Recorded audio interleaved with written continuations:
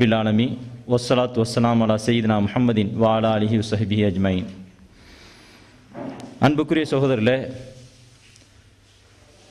மற்றவர்களுக்கு நாம் செய்ய வேண்டிய கடமைகள் என்று சொல்வதை இன்னொரு வார்த்தையில் சொல்றேன்னா, மற்றவர்களுக்கு நம்மிடத்திலே உள்ள உரிமைகள் அப்படின்னு சொல்லலாம். மற்ற மனிதர்கள் நம்மோடு தொடர்புள்ள ஒவ்வொருத்தருக்கும் ஒவ்வொரு விதமான உரிமைகள் இருக்குது நம்ம கிட்ட இருந்து. அந்த உரிமைகளை அவர்களுக்கு கொடுப்பது நம்முடைய கடமை. இதற்கு அரபியில் குர்ஆன் ஹதீஸில் சொல்லப்படக்கூடிய வாசகம் ஹக்கு அப்படின்னு சொல்லுவாங்க. நீங்கள் அரபு நாட்டுக்கு போனவங்களா இருந்தால் தெரியும், இது ஹாதா ஹக்குக் அப்படின்னு கேட்பாங்க. இது உனக்கு உரிமையானதா? ஹாதா ஹக்கியான, இது எனக்கு உரிமையானது, இது என்னுடையது அப்படின்னு சொல்றதுக்கு இந்த ஹக்கு என்கிற வார்த்தையை பயன்படுத்துவார்கள். குர்ஆனை ஹதீஸிலையும் இந்த ஹக்குகள் பற்றி அதிகமாக சொல்லப்பட்டிருக்கிறது. பிரபலமான ஒரு ஹதீஸில் கூட வாத்தி குல்லதி ஹக்கின் ஹக்கஹு, உன்னுடைய மனைவிக்கு ஹக்கு இருக்கிறது, உரிமை இருக்கிறது, அதற்கு அவளுக்குரிய உரிமையை நீ கொடுத்து விடு. உன்னுடைய கண்ணுக்கு உரிமை இருக்கிறது, அந்த கண்ணுக்குரிய உரிமையை நீ கொடுத்து விடு. உன்னுடைய உடலுக்கு உரிமை இருக்கிறது, அதற்குரிய உரிமையை நீ கொடுத்து விடு அப்படின்னு சொல்லிட்டு அதனுடைய முடிவில் ரசூல் ஸல்லல்லாஹு அலைஹி வஸல்லம் சொல்றது வாத்தி குல்லதி ஹக்கின் ஹக்கஹு, ஒவ்வொருவருக்கும் அவருக்கு என்ன உரிமை இருக்கிறதோ உன்னிடத்தில் அதை நீ கொடுத்து விடு அப்படின்னு சொன்னாங்க. அப்போ அடுத்தவர் நம்மிடத்தில் எடுத்துக்கொள்ளக்கூடிய உரிமை என்பது இன்னொரு வார்த்தையில் சொல்வதென்றால் நம் மீது கடமை. உதாரணத்துக்கு சொல்றேன்னா, நம்முடைய மனைவிமார்களுக்கு நம்மிடத்தில் தங்களுடைய தேவைகளுக்கான பொருளாதாரத்தை வாங்கிக் கொள்வது அவர்களுக்கு என்ன இருக்குது? உரிமை இருக்கிறது.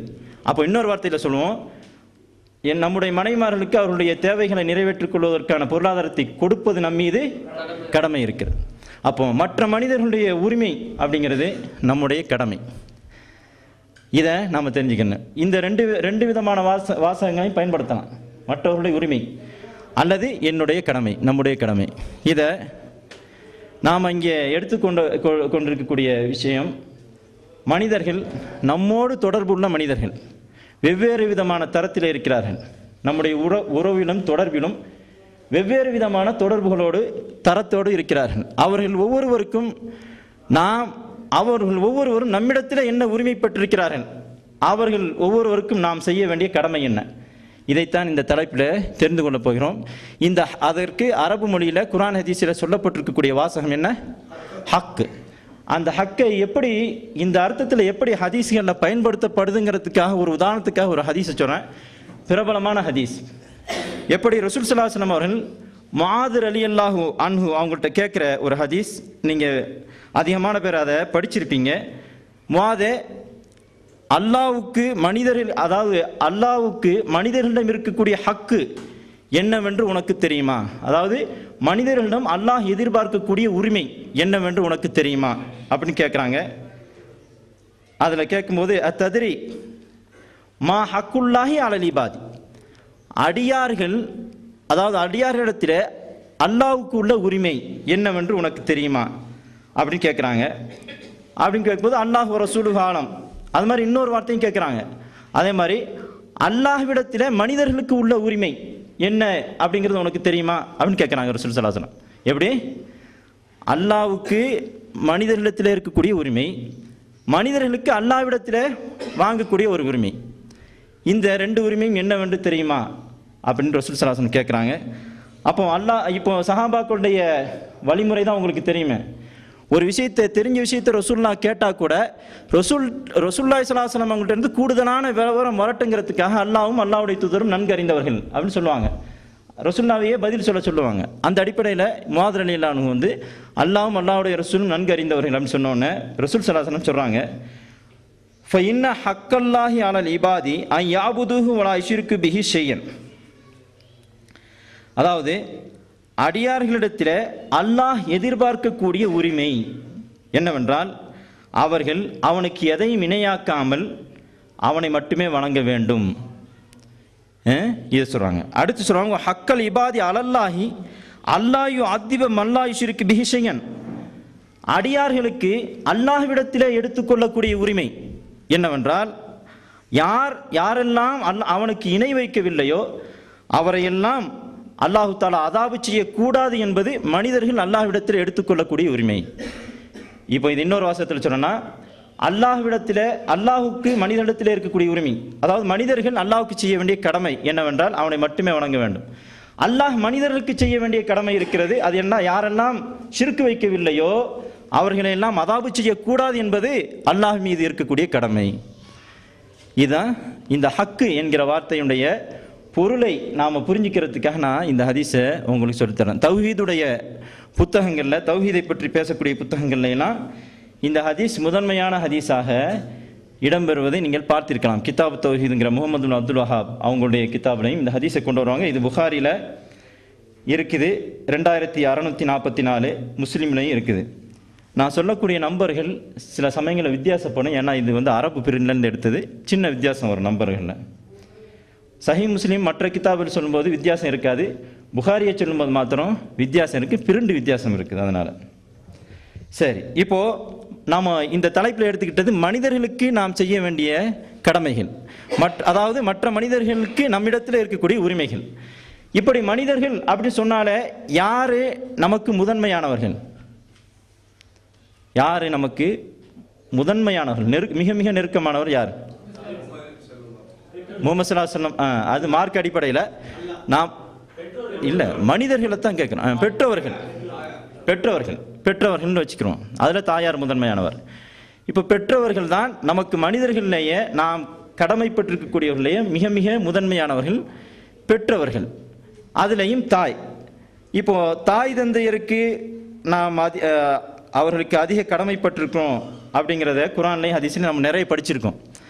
நம்மள இருக்கக்கூடிய நிறைய பேர் அது சம்பந்தமான பயான் செய்யக்கூடிய அளவுக்கு கூட விவரங்கள் தெரிஞ்சவங்க தான். இதில் நாம் சில விஷயங்களை நாம் கண்டுகொள்ளாமல் இருக்கக்கூடிய சில விஷயங்களை, நாம் தெரிஞ்சிருக்கக்கூடிய விஷயங்கள்லேருந்து, ஹதீஸ்கள்லேருந்து நாம் எதை கண்டுகொள்ளாமல் இருக்கிறோமோ அந்த மாதிரி விஷயங்களை நாம் பார்க்கணும். முதல்ல நமக்கு முதன்மையானவர்கள், நாம் அதிகமாக கடமைப்பட்டவர்கள் தாயும் தகப்பனும் அப்படிங்கிறத விளக்குற ஒரு ஹதீஸ் இருக்குது. அதில் எப்படி ஒரு மனிதர் வந்து மன் அஹக்கு நாசி பி ஹுஸ்னி சுஹபத் சஹாபத்தி, ரசூல் ஸல்லல்லாஹு அலைஹி வஸல்லம் அவங்கள்ட்ட வந்து கேட்குறார், நான் மிகவும் இணைந்து மிகவும் உறவோடு தொடர்பாக இருப்பதற்கு முதன்மையானவர், மிக தகுதியானவர், மிக முதன்மையான யார் அப்படின்னு கேட்க ரசூல் ஸல்லல்லாஹு அலைஹி வஸல்லம் என்ன பதில் சொன்னாங்க? உம்முக்க, உன்னுடைய தாய்ன்னு சொன்னாங்க. அந்த மனிதர் மறுபடியும் கேட்குறாரு, மறுபடியும் என்னதான் சொன்னாங்க? உன்னுடைய தாய். மூணாவது தடவை கேட்குறாரு, உன்னுடைய தாய். அப்புறம் கேட்கும்போது 4வது தடவை உன்னுடைய தகப்பன், உன்னுடைய தந்தைன்னு சொல்கிறாங்க. இப்போ இதுலேருந்து ஒரு விஷயம் புரியுது. என்ன புரியுது? ஒரு தகப்பனாருக்கு நாம் எந்த அளவுக்கு கடமைப்பட்டிருக்கிறோமோ அதை விட 3 மடங்கு அதிகமாக யாருக்கு கடமைப்பட்டிருக்கிறோம்? தாய்க்கு கடமைப்பட்டிருக்கிறோம் அப்படிங்கிறது இந்த ஹதீஸில் இருக்கக்கூடிய செய்தி. இது வந்து புகாரில் 5514, முஸ்லீமில் 4621 ஹதீஸ். இப்போ சொன்ன ஹதீஸ். இப்போ அதிகமாக நாம் கடமைப்பட்டிருக்கக்கூடியவர், நம்மிடத்தில் அதிக உரிமைப்பட்டவர்கள் நம்முடைய தாயும் தகப்பனும்.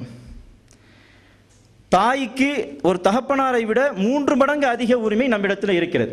இந்த ஹதீஸ் மூலமாக தெரிஞ்சிச்சு. அப்போது தகப்பனாருடைய உரிமை என்பது என்ன? அதை விட 3 மடங்கு அவங்களுக்கு இருக்கு. தகப்பனாருடைய உரிமை எந்த அளவுக்கு நம்மகிட்ட இருக்குன்னு தெரிஞ்சுக்கிட்டா அதை விட 3 மடங்கு தாயுடைய உரிமை இருக்குன்னு தெரிஞ்சுக்கலாம்.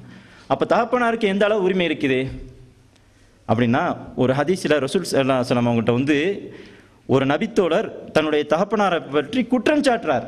என்ன குற்றம் சாட்டுறாரு? என்னுடைய தகப்பனார் நான் சம்பாரித்து வச்சிருக்கக்கூடிய செல்வத்தை எல்லாம் அவர் விருப்பப்படி எடுத்து செலவழிக்கிறாரு.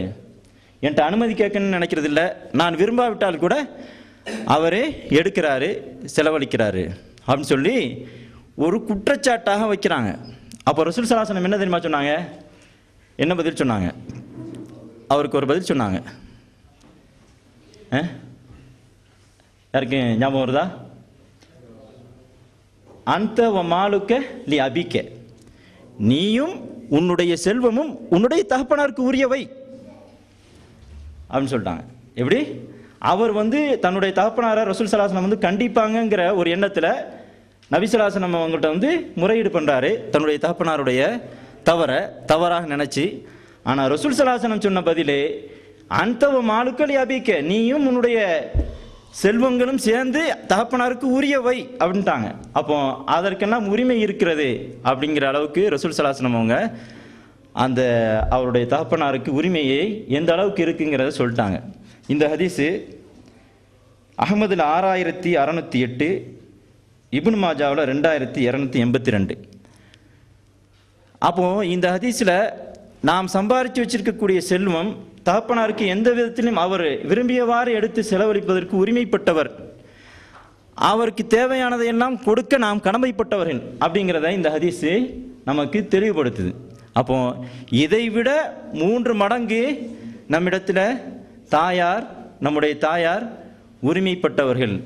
இதைவிட 3 மடங்கு நாம் நம்முடைய தாயாருக்கு அவர்களுக்கு செய்ய வேண்டியது, நன்மை செய்ய வேண்டியது கடமைப்பட்டவர்கள் அப்படிங்கிறது தெரியுது. பொருளாதாரத்தில் இந்த அளவுக்கு அவர்களுக்கு தாயாருக்கும் தகப்பனாருக்கும் நம்மிடத்தில் உரிமை இருக்கிறது. பொருளாதாரத்தை அவர்களுக்காக நாம் கணக்கு பார்க்காமல் கொடுக்க வேண்டியது நம் மீது கடமை இருக்கிறது. அது மாதிரி அவர்களுக்கு பணிவிடை செய்கிற கடமையும் நம் மீது இருக்கிறது. நம்மிடத்தில் நம்மை வேலை வாங்குவதற்கு அவர்களுக்கு உரிமை இருக்கிறது. இதை நாம் கண்டுக்கிறதே கிடையாது. வயசானவங்களாக இருப்பாங்க, நாம் வாலிபர்களாக இருப்போம், நம்ம ஏதோ வெளியே வேலை பார்க்கணும், சம்பாதிச்சு கொடுக்கணும், இதை செஞ்சாலே பெரிய இது பண்ணிட்டது மாதிரி நாம் நினைக்கிறோம். ஆனால் பணிவிடை செய்கிறது இருக்குதுல்ல, அவங்களுடைய தேவைகளை நாம் நிறைவேற்றி கொடுக்கறது, அவங்களுக்காக வேலை பார்க்கறது, இதில் நாம் இந்த விஷயத்தை எவ்வளோ பேர் செய்கிறோம்? ஆனால் இது சம்பந்தமான ஹதீஸை அதில் உள்ள விஷயத்தையே கண்டுக்கிறாம பல 100 மேடைகளில் நம்ம கேட்டிருப்போம் இல்லையா? நாம் குகைக்குள்ளே மலைக்காக ஒதுங்கி அந்த குகையுடைய வாசலை பாறாங்கல்ல அடைச்ச அந்த சம்பவம் எல்லாருமே கேள்விப்பட்டிருக்கீங்களே? எல்லாருமே கேள்விப்பட்டிருக்கோம். பல 100 தடவை நாம் இதில் பிரசங்கங்களில் கேட்டிருப்போம். அதில் முதலாவது நபர் என்ன சொல்றார்? தான் செஞ்ச நன்மையை சொல்லி காட்டும் போது, அல்லாஹ்விடத்தில் சொல்லி துஆ செய்யும் போது என்ன சொல்றாரு? நான் தாய் தந்தையருக்கு இரவு சாப்பாட்டுக்காக பாலை எடுத்து கொடுப்பேன், நான் தான் கொடுப்பேன், நான் தான் கறந்து கொடுப்பேன். அவருக்கு வேலையாளி இருக்கிறது அதே ஹதீஸில் வருது. வேலையாளி இருக்கிறாங்க, மனைவி இருக்காங்க, பிள்ளைங்க இருக்குது, அதில் அதே ஹதீஸில் வருது. ஆனால் நான் தான் அதை வளமையாக செய்வேன்னு சொல்கிறாரு. செய்வேன்னு சொல்கிறது மாத்திரம் இல்லை, ஒரு நாள் அவங்க தூங்கிட்டதுனால அவங்களுடைய தலைமாட்டிலே நான் நின்றுக்கிட்டே இருந்தேன் அவங்க எந்திரிக்கிற வர அப்படிங்கிறது அந்த செய்தியில் இருக்குது. அதை அதை முழுமையாக சொல்ல வேண்டிய தேவையில்லை, அது எல்லாருக்கும் தெரிஞ்ச விஷயம். ஆனால் அதை நாம் பேசக்கூடியவர்கள் கூட, இங்கே இருக்கக்கூடிய பல பேர் கூட மேடைகளில் பேசியிருப்போம். அதில் என்ன மேலோட்டமான விஷயத்தை தான் நம்ம புரிஞ்சுக்கிறோமே தவிர அதுக்குள்ளே நமக்கு என்ன இருக்குது, பாடம் என்ன இருக்குங்கிறத நம்ம புரிஞ்சுக்கிறது இல்லை. மேலோட்டமாக தாய் தந்தையருக்கு மதிப்பு கொடுக்கணும், இவ்வளவுதான் அதில் நம்ம புரியணும். ஆனால் அது என்ன சொல்லுது? உங்களுடைய வயசான தாய் தந்தையருக்கு நீங்கள் பணிவிடை செய்ய வேண்டிய ஒரு கடமை இருக்கிறது, அவர்களுக்கு உங்களிடத்தில் வேலை வாங்கக்கூடிய உரிமை இருக்கிறது. அதற்குரிய மதிப்பு என்ன அல்லாஹ்விடத்தில்? அதை அல்லாஹு தஆலா எந்த அளவுக்கு மதிக்கிறான்? எந்த அளவுக்கு மதிக்கிறான்டா, அதை சொல்லி காட்டினா அல்லாஹு தஆலா அற்புதமான விதத்தில் உங்களுக்கு நேரடியாக கண்கூடாக பார்க்கிற விதத்தில் பதில் கொடுக்குறான். அந்த அளவுக்கு அந்த செய்தியில், அந்த சம்பவத்தில் நமக்கு பாடம் இருக்குது. நாம் யோசித்து பார்க்கணும், எவ்வளோ பேர் நம்முடைய தகப்பனாருக்காக சாப்பாடை எடுத்து வைக்கிறதோ அல்லது சாப்பிட்ட பிறகு அதை கொண்டு போய் ரிட்டர்ன் பண்ணுறது, தண்ணி எடுத்து கொடுக்கறது அல்லது மருந்து எடுத்து கொடுக்கறது, அல்லது நம்முடைய தாய் தகப்பனுக்கு ஒரு உடல் வலி, கால் வலி அப்படின்னா கால் அமுக்கி விடுவது, இந்த மாதிரி விஷயங்கள்லாம் எவ்வளோ பேர் செய்கிறோம்? நான் உட்பட இந்த கேள்வி எவ்வளோ பேர் செய்கிறோம்? ஆனால் செய்கிறது ஒரு கடமை, செய்கிறது அல்லாஹ்வுக்கு மிக விருப்பமான செயல். அப்படி அந்த காரியத்தை பண்ண அல்லாஹு தஆலா நீங்கள் கண்ணால் பார்க்குற விதத்தில் அல்லாஹு தஆலா உங்களுடைய துஆவுக்கு அல்லாஹ் பதில் சொல்லுவான் அப்படிங்கிறதுலாம் அந்த ஹதீஸில் இருக்கா இல்லையா? அந்த ஹதீஸ் எல்லாமே பார்த்துருக்கோம்ல, படிச்சிருக்கோம்ல, கேட்டிருக்கோம்ல, இதெல்லாம் இருக்கா? நான் சொல்கிற விஷயம்லாம் அந்த ஹதீஸ்க்குள்ளே இருக்கா இல்லையா? இருக்கா இல்லையாங்க? அப்போ எவ்வளோ பேர் செய்கிறோம்? அப்போ அந்த அளவுக்கு நம்முடைய தாய் தகப்பன் நம்மிடத்தில் வேலை வாங்குவதற்கு உரிமைப்பட்டவர்கள். நான் சொல்லி காட்டின சில விஷயங்கள் நான் செய்வேன், ஆனால் நம்ம எல்லோரும் செய்கிறோமாங்கிறத நீங்கள் உங்களுடைய யோசனைக்கு விட்டுறேன். அது மாதிரி நானும் கூட இன்னும் செய்ய, என்னிடத்திலும் நிறைய குறைகள் இருக்குது, இன்னும் செய்யணுன்னு நான் ஆசைப்பட்றேன்.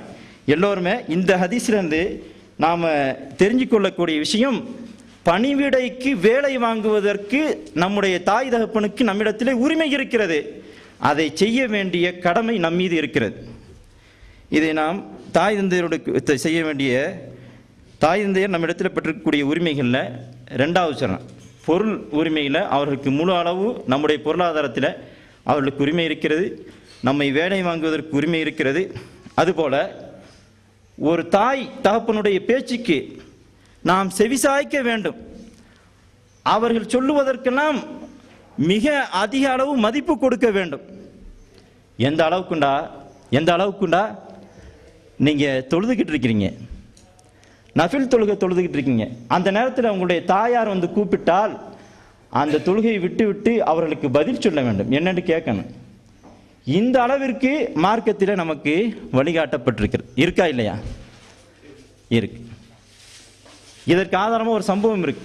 ரசூல் ஸல்லல்லாஹு அலைஹி வஸல்லம் அவங்க வந்து அவங்களுடைய காலத்துக்கு முன்னால் வாழ்ந்த நல்லடியார்கள் ஒரு ஜுரைஜ் அப்படிங்கிற மனிதரை பற்றி ஒரு சம்பவத்தை, நீண்ட சம்பவம் அது, அதை சொல்லி காட்டுறாங்க. சொல்லி காட்டும்போது என்ன வருது அதில், அவர் ஒரு வணக்கசாலி, தனக்கென்று ஒரு இடத்தை ஏற்படுத்திக்கிட்டு வணங்கிக்கிட்டே இருப்பார், தொழுதுகிட்டே இருப்பார். இப்படி ஒரு தடவை தொழுதுகிட்டு இருக்கும்போது அவங்களுடைய தாயார் வந்து கூப்பிட்றாங்க. இவர் தொழுகையில் நின்றுட்டோமே, தொழுகை ஆரம்பிச்சிட்டோமே அப்படிங்கிற எண்ணத்தில் தாயாருக்கு பதில் சொல்லாமல் தொடர்றார் தொழுகையை. அடுத்த நாளும் அதே மாதிரி வந்து தாயார் கூப்பிட்றாங்க, இவர் தொழுகையில் இருக்கிறாரு, தொழுகை ஆரம்பிச்சிட்டோமே அப்படின்னு மனசுக்குள்ளே பேசிக்கிட்டு தொழுகை தொடர்றார். 3வது நாளும் இதே மாதிரி நடக்குது. 3வது நாள் கூப்பிட்டும் அவர் பதில் சொல்லணுன்னே அவருடைய தாயார் என்ன பண்ணுறாங்க, கோவம் வந்து, யா அல்லாஹ், இந்த என்னுடைய மகனை வந்து விபச்சாரிகளுடைய முகத்திலே முழிக்காமல் அவனுக்கு மரணத்தை கொடுக்காது அப்படின்னு சொல்லிட்டு சாபமிட்டு போனாங்க. அந்த சாபம் நடந்துச்சு, விபச்சாரம் குற்றம் சாட்டப்பட்டுச்சு. ஆனால் அல்லாஹ்வுடைய அற்புதமான விதத்தில் அவருடைய வணக்கங்களுக்கு அல்லாஹ் தஆலா மதிப்பளித்து கூலி கொடுத்து ஒரு அற்புதமான விதத்தில் அவரை காப்பாற்றிட்டான், அந்த குற்றச்சாட்டிலேருந்து காப்பாற்றினான். ஆனால் கேவலம் அடிபுடி நடந்தது, அவர் மீது அடி விழுந்தது, கேவலப்படுத்தினாங்க. இதுக்கெல்லாம் பிறகு அவர் வந்து அல்லாட்ட துவா செஞ்சு அந்த குழந்தைய, அந்த எந்த குழந்தை இவர் விபச்சாரம் செஞ்சது மூலமாக பிறந்ததுன்னு சொல்லப்பட்டதோ அந்த குழந்தை, பச்சை குழந்தைய, பிறந்த குழந்தைய வயிற்றில் குத்தி உன்னுடைய தகப்பனார் யாருன்னு சொல்லுன்னு சொன்னார். உடனே அந்த பச்சை குழந்தை பேசினுச்சு, இந்நாள் ஆடு மேய்க்கக்கூடிய இந்நாள் அப்படின்னு சொன்னிச்சுன்னு அந்த நீண்ட ஹதீஸில் வரக்கூடிய செய்தி.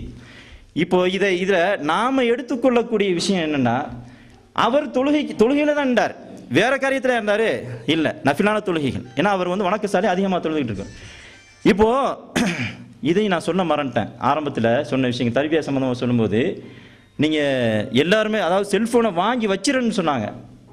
நம்ம தான் வந்து சரியா அவங்கவுங்க ஆஃப் பண்ணிக்கிறேன்னு சொல்லணும் அப்படின்னு சொல்லிட்டு சொல்ல நினச்சா அதை மறந்துட்டேன். ஆஃப் பண்ணி வச்சுக்கிறேங்க. இடையில வந்து அடுத்தவங்களோட கவனத்தை திருப்புற மாதிரி நீங்கள் சைலண்டில் போட்டிருந்தா கூட அடிக்கும்போது எடுத்து பார்க்குற மாதிரி ஒரு சூழ்நிலை வரும். அப்படிலாம் கூட செய்யாமல் மற்றவருடைய கவனத்தையும் திருப்பாமல் நீங்கள் இருந்துக்கிறீங்க. அப்போ அவர் அல்லாஹ்வைத்தான் தொழுதுகிட்டு இருக்கார், நஃபில் தொழுகை. அந்த தாயார் வந்து இவ்வளோ பெரிய சாபம் விடுறாங்க. அல்லாஹ் வந்து அதை கண்டுக்கிறாமல் இருந்திருக்கலாம், அந்த சாபத்தை கண்டுக்கிறாமல் இருந்திருக்கலாம். தொழுகைக்காக தானே அவர் நின்றாரு அப்படின்னு சொல்லிட்டு. ஆனால் அல்லாஹ் வந்து அவர் தொழுகைக்காக நின்றாலும் கூட இந்த தாயாருடைய வார்த்தைக்கு மதிப்பு கொடுக்குறான். அந்த தாயாருக்கு ஏற்பட்ட கோபத்துக்கு மதிப்பு கொடுத்து அந்த தாயாருடைய சாபத்தை எல்லாம் ஏற்றுக்கிட்டு அவருக்கு அந்த சாபத்தை நிறைவேற்றி அதுலேருந்து அவருடைய வணக்கங்கள், அதிகமான வணக்கங்கள்னால எல்லாம் காப்பாற்றினான். ஆனால் அந்த சாபம் நிறைவேறத்தான் செஞ்சு.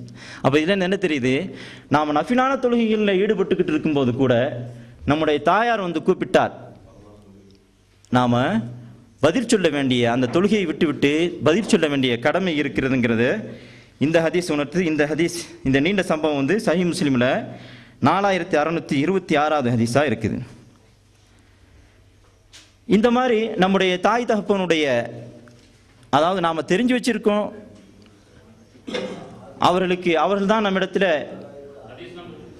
சஹீஹ் முஸ்லிம் 4626 நமக்கு முதன்மையானவர்கள் தாய் தந்தை தான் அப்படிங்கிறத தெரிஞ்சு வச்சிருக்கோம். ஆனால் அது எந்தெந்த விதத்தில் செயல்படுத்தணுங்கிறத தெரியாமல் இருக்கும். அது எந்தெந்த விதத்தில் செயல்படுத்தணுங்கிற ஹதீஸையெல்லாம் நாம் வந்து நிறைய பயான்களை கேட்குறோம், அதை பேசக்கூடியவர்களாக கூட இருக்கிறோம். ஆனால் அதை புரிய வேண்டிய விதத்தில் புரிகிறது இல்லைங்கிறது ஒரு வருத்தத்துக்குரிய விஷயம். ஆக தாய் தந்தையர்கள் முதன்மையானவர்கள். அடுத்து நம்மிடத்தில் அதிக உரிமை எடுத்துக்கொள்ளக்கூடியவர்கள் நம்மோடு உடன் பிறந்த சகோதரிகள். இந்த சகோதரர்களுக்கு நாம் வந்து ரொம்ப கடமைப்பட்டிருக்கிறோம். மிக நெருக்கமானவர்கள் அப்படிங்கிறத குர்ஆனில் சில இடங்களில் சகோதரர்களே அல்லாஹ் தஆலா சொல்லி காட்டுறான். இந்த மறுமை நாளில் ஒருத்தரை விட்டு ஒருத்தர் ஓடி போவாங்கன்னு சொல்கிறான்ல அல்லாஹ் தஆலா சூரத்து அபஸவில் அபஸவ தவல்லா அப்படின்னு ஆரம்பிக்கிற சூறாவில் மறுமை நாளில் ஒருத்தர் சொந்தக்காரங்களை பார்த்துட்டு ஓடி போவாங்க அப்படிங்கிறது நம்ம எல்லாருமே அந்த செய்தியை தெரிஞ்சிருக்கோம். அந்த சூறாவில் தான் அது வருது. எப்படி வருதுன்னா யௌம யஃபிருல் மர்உ மின் அஹீஹி வ உம்மிஹி வ அபீஹி வ ஸாஹிபத்திஹி வ பனீஹி. அல்லாஹ் என்ன சொல்கிறான், அந்த நாளில் மனிதன் தன்னுடைய உடன் பிறந்த சகோதரன், அடுத்து தாய், அடுத்து தன்னுடைய தந்தை, தன்னுடைய மனைவி, மக்களை விட்டு விரண்டு ஓடுவான்னு வருது. இங்கே வந்து தாய் தகப்பன் ஆரம்பிக்கிறதுக்கு முன்னாடி யாரை தான் ஆரம்பிக்கிறான்? சகோதரரை தான் ஆரம்பிக்கிறான்.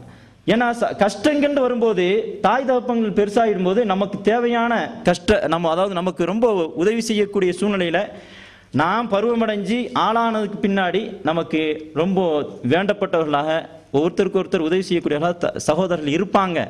அப்படிங்கிற அடிப்படையில் தான் அல்லாஹ் தஆலா அந்த இக்கட்டான சூழ்நிலையில் சகோதரன் தான் உனக்கு முதல்ல வரணும், சகோதரன் கூட ஓடுவான், உன்னுடைய சகோதரனை பார்த்து நீ ஓடுவ அப்படிங்கிறத அல்லாஹ் சொல்கிறான். இதில் நாம் புரிய வேண்டிய செய்தி என்னென்னா, மிக நெருக்கமானவராக கஷ்ட நேரத்தில் உதவக்கூடியவராக சகோதரர் இருப்பாருங்கிறத அல்லாஹ் தஆலா இதில் மறைமுகமாக அல்லாஹ் உணர்த்துறான். சரிதானே? உணர்த்துறான். இது மாதிரி ஒரு இஸ்லாமிய நட்பை, இஸ்லாமிய உறவை சொல்லும்போது குர்ஆனும் ஹதீஸும் என்ன சொல்லுதுன்னா சகோதரர்கள் சொல்லுது. இப்போ நீங்கள் என்னுடைய சகோதரன், நான் உங்களுடைய சகோதரன் இப்படின்னு சொல்கிறோம். இது நெருக்கத்தை உணர்த்துறதுக்காக தானே. நீங்கள் உண்மையிலேயே சகோதரர் கிடையாது, ஆனால் சகோதரராக நினைக்கணும் அப்படின்னு சொல்லுது.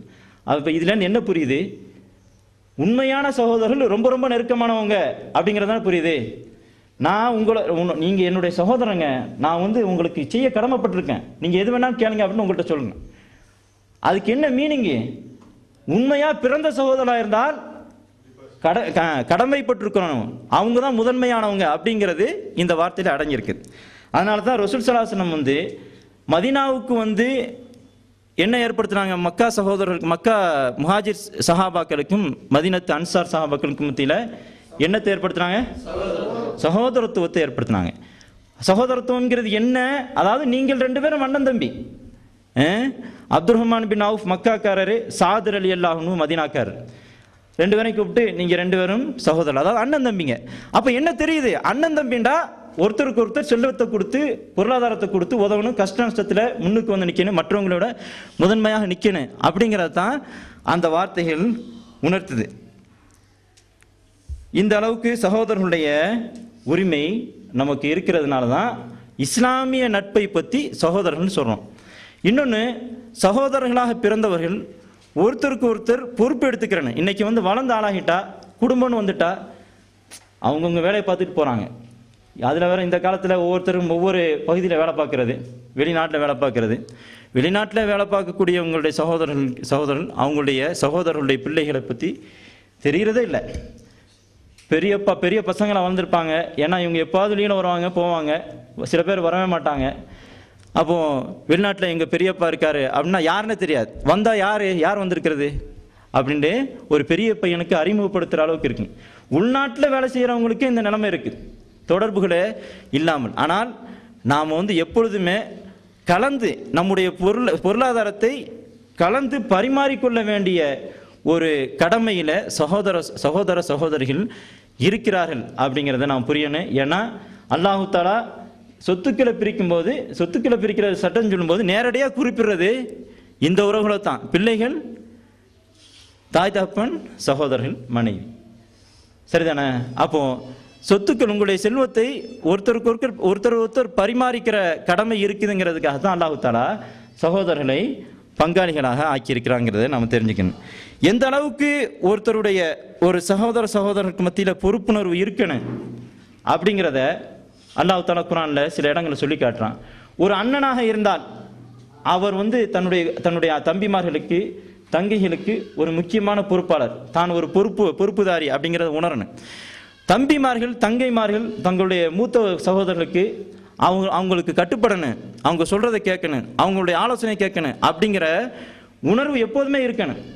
குர்ஆனில் அல்லாஹ் தஆலா சூரத் யூசுஃபில் ஒரு சம்பவத்தை சொல்லி காட்டுறான். ஆனால் அதை நம்ம படிச்சிருப்போம். அதுலேருந்து என்ன உணரணும் அப்படிங்கிறது தான் நம்ம உணராமல் இருக்கும். எப்படி யூசுஃப் அலைஹிஸ்ஸலாம் அவங்கள காணாக்கி அவங்கள வந்து கிணத்துல போட்டு காணாமல் போய் பல வருடங்கள் ஆயிடுச்சு. இப்போ யூசுப் அலைஹிஸ்ஸலாத்துக்கு பதவிகளும் கிடைச்சிருச்சு எகிப்தில். இப்போ வந்து அந்த வறுமை பஞ்சம் காலத்தில் உணவு வாங்கிறதுக்காக யூசுப் அலைஹிஸ்ஸலாத்திட்ட வர்றாங்க. யூசுப் அலைஹிஸ்ஸலாம் என்ன சொல்கிறாங்க, தன்னுடைய சகோதரர்கள் வந்திருக்காங்கிறது தெரிஞ்சு, உங்களுடைய தாப்பனாட்ட இன்னொரு, அதாவது மாற்றாந்தாய் சகோதரர் இருக்கார்ல, அவரையும் கூட்டிகிட்டு வந்தால் தான் உங்களுக்கு அடுத்த தடவை உணவு தானியம் தருவேன்னு சொல்லி அனுப்புகிறாங்க. இதெல்லாம் தெரிஞ்சது தானே, சூரத் யூசுப் எடுத்து படித்து பார்த்தீங்கன்னா வரும். அப்போது அனுப்பிட்டாங்க. அடுத்த தடவை கூட்டிகிட்டு வர்றாங்க. யார்? புன்யாமின் அவர் பேர் சொல்லப்படுது. யூசுப் அலைஹிஸ்ஸலாத்துடைய உடன் பிறந்த சகோதரர் புன்யாமின். மற்ற சகோதரனா மாற்றான் இன்னொரு தாயுடைய பிள்ளைகள். அதனால தான் அங்கே அவங்களுக்குள்ள பிரச்சனை. இப்போது புன்யாமீனை வந்தவுடனே ஒரு தந்திரம் செஞ்சு புன்யாமீனை தன்னோடு வச்சுக்கணுங்கிறதுக்காக யூசுப் அலைஹிஸ்ஸலாம் ஒரு தந்திரம் பண்ணாங்க. என்ன? அரசர் அளந்து போடுற அந்த பாத்திரத்தை வந்து அவருடைய பொருட்களை மறைச்சி வச்சு அவர் திருட்டாங்கிற மாதிரி கொண்டு வந்து அவர் தன்னோட வச்சுக்கணுங்கிறதுக்காக அந்த இது பண்ணது. இப்போ திரும்பி போகிறாங்க. ரொம்ப கவலைப்பட்டு சகோதரர்லாம் திரும்பி போகிறாங்க. ஏற்கனவே யூசுப் அலைஹிஸ்ஸலாத்து மேலே சதி பண்ணி நாம் அவரை வந்து தொலைச்சோம். அதுக்கே நம்முடைய தகப்பனார் இன்னும் இத்தனை வருஷ காலமாக அழுதுகிட்டு இருக்காங்க, கவலையோடு இருக்காங்க. இப்போ வந்து யூசுப் அலைஹிஸ்ஸலாத்துடைய அந்த சகோதரரையும் புன்யாமீனையும் நாம் விட்டுட்டு போகிறோம். என்ன பண்ணுறது? தகப்பனார் யாக்கூப் அலைஹிஸ்ஸலாத்திட்ட போய் என்ன சொல்கிறது?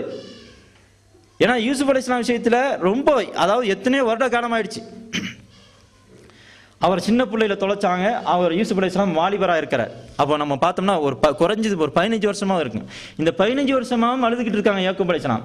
அப்போ அடுத்த பிள்ளையும் தொலைச்சிட்டு போனால் என்ன சொல்லுவாங்க? எப்படி போய் அவங்க மூஞ்சில் முடிக்கிறது? எல்லா பிள்ளைகளுக்குமே கஷ்டமாக இருக்கு.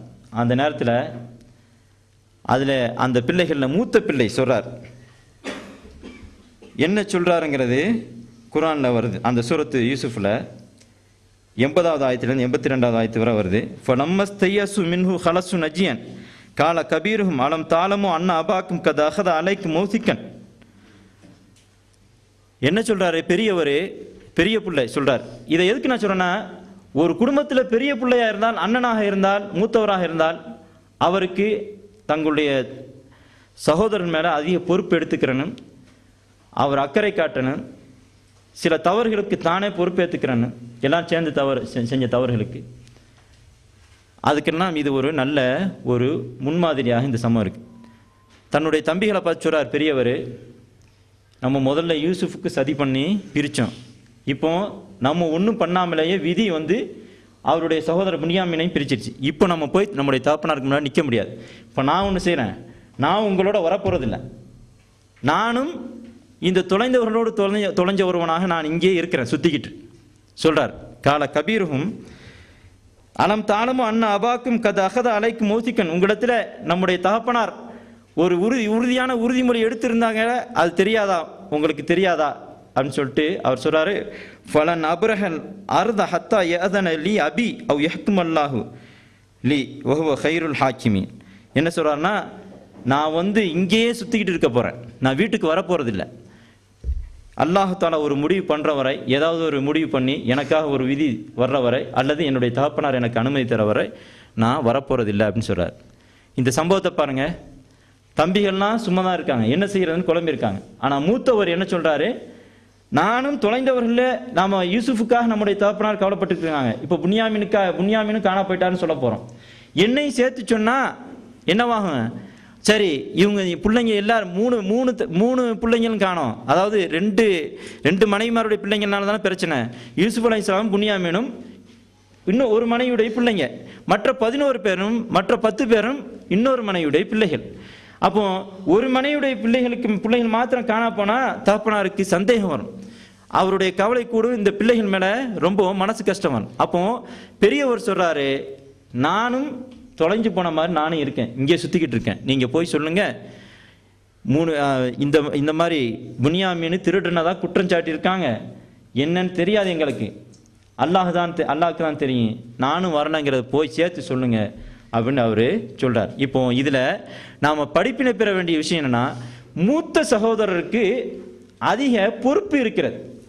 அவர் தன்னுடைய இளைய சகோதரர்களை அல்லது சகோதரிகளை வழிநடத்த வேண்டியது, அவர்களுக்கு அங்கே நடக்கக்கூடிய தவறுகளுக்கு தார்மீக பொறுப்பேற்றுக் கொள்வது, இந்த மாதிரியெல்லாம் செய்யணும் அப்படிங்கிறத இந்த இந்த அல்லாஹு தாலா சொல்லி காட்டக்கூடிய இந்த சம்பவம் நமக்கு உணர்த்துது.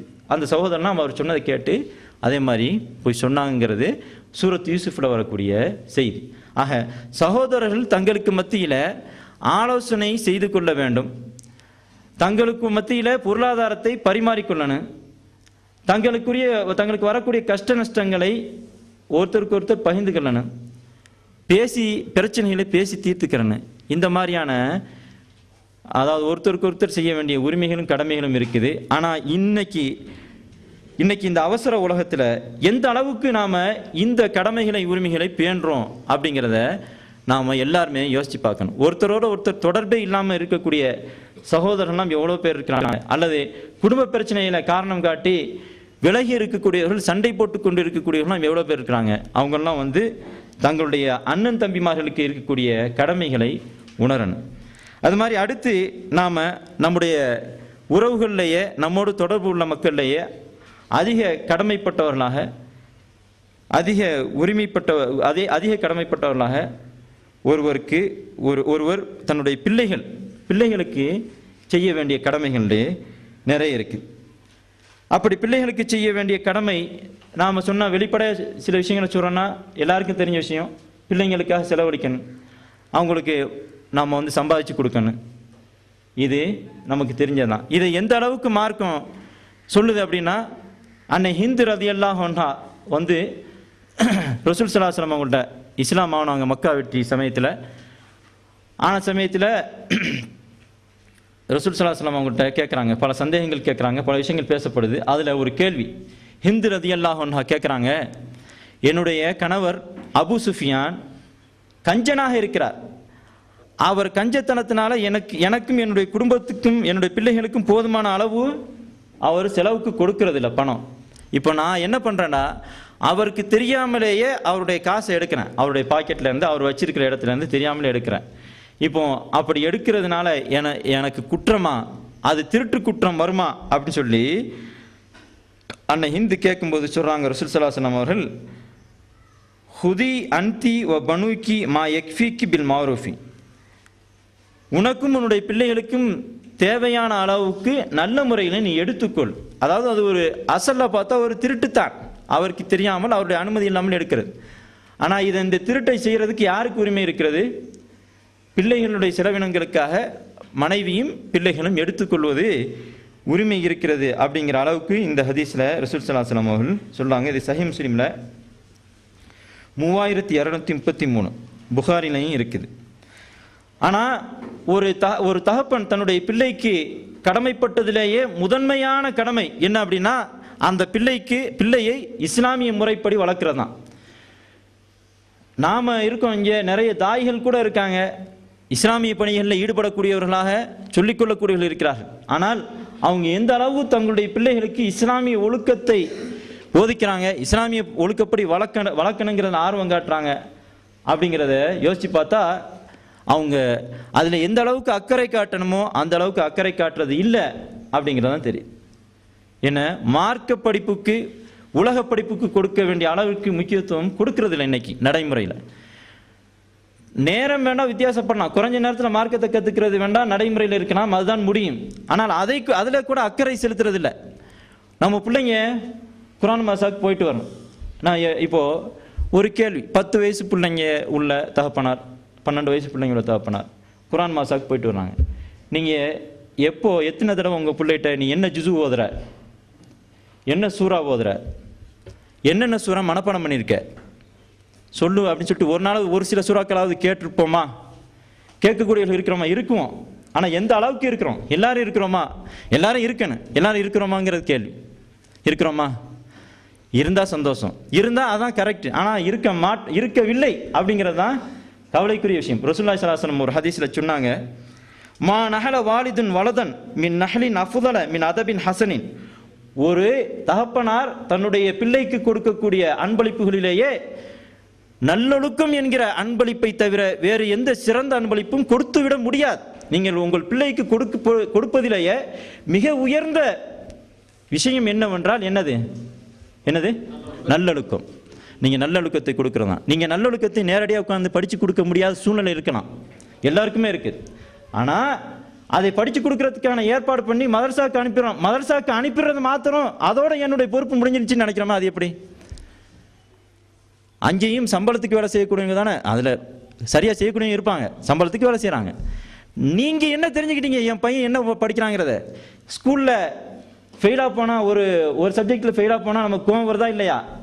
ஒழுங்கான ரேங்க் எடுக்கக்கூடிய பிள்ளை பின்னாடி வந்தால் நமக்கு கோவம் வருதா இல்லையா? கண்டிக்கிறோமா இல்லையா? அந்த மாதிரியான கேள்விகளை குர்ஆன் மதரசாவுக்கு போயிட்டு வர்ற பிள்ளைகிட்ட நீ இதுவரை என்னென்ன துவா மனப்பாடம் பண்ணியிருக்க கேட்டதியா? எவ்வளோ பேர்?